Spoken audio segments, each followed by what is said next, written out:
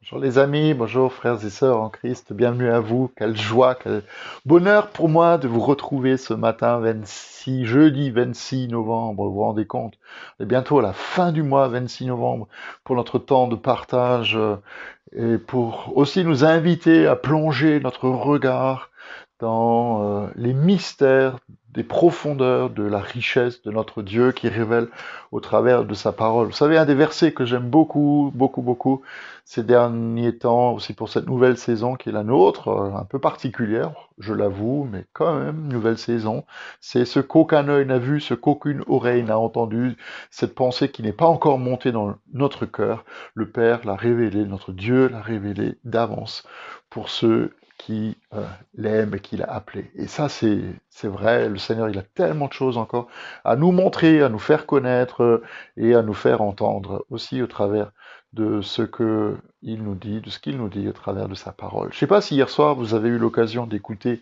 l'allocution de notre président. Moi, j'ai pas eu le temps de le faire, mais j'ai quand même suivi un petit peu le résumé de ce qui a été dit.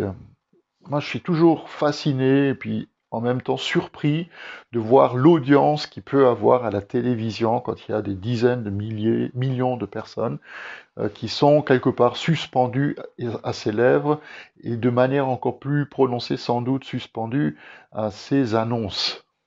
Il y a une raison à cela, c'est que notre peuple, notre nation, notre pays a besoin d'être guidé, a besoin aussi d'être rassuré, a besoin qu'on lui donne des perspectives d'avenir, a besoin aussi qu'on lui explique les choses. Et ce qu'il a dit hier soir, en résumé, d'après ce que j'ai compris, sont les choses suivantes.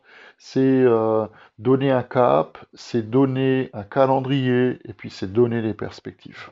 Il a donné un cap, donner un calendrier, puis des perspectives, avec toujours en arrière-plan cette perspective de Noël. Noël qui est au centre des prochaines semaines. Noël qu'on a envie de passer en famille avec tout ce qui va avec. Et je me suis surpris à dire, c'est quand même extraordinaire que nos yeux, nos cœurs, nos émotions, nos attentes soient tellement tournés vers cette fête de Noël, qui ne devrait pas être avant tout une fête, et vous le savez bien, une fête commerciale, une fête où on va dépenser de l'argent, une fête même pas non plus sentimentale ou émotionnelle, ou ne serait-ce que nostalgique, la nostalgie de Noël. Mais cette fête qui annonce pour notre monde, pour notre pays, pour nos villes et nos campagnes, mais aussi pour nos familles et pour nos vies, la venue, la naissance du Dieu sauveur au travers de Jésus-Christ, qui nous rappelle que Dieu s'est fait homme pour venir habiter au milieu de nous. Et le premier avant, c'est dimanche, mais je me suis dit, ce serait peut-être bien quand même que nous nous préparions déjà maintenant, alors qu'on est jeudi, qu'on se prépare déjà maintenant à nous rappeler ce que la parole de Dieu nous dit au sujet de Noël, de cette fête tellement importante. Et je vous rappelle juste ce que l'apôtre Paul écrit dans sa lettre à Tite au chapitre 3. Il dit la chose suivante, lorsque la bonté de Dieu, notre Sauveur, et son amour pour les hommes ont été révélés, il nous a sauvés. Et il ne l'a pas fait à cause de nos actes de justice que nous aurions pu accomplir, mais à cause de sa compassion. Il nous a lavés de nos fautes, il nous a accordé la nouvelle naissance et une vie nouvelle au travers du Saint-Esprit.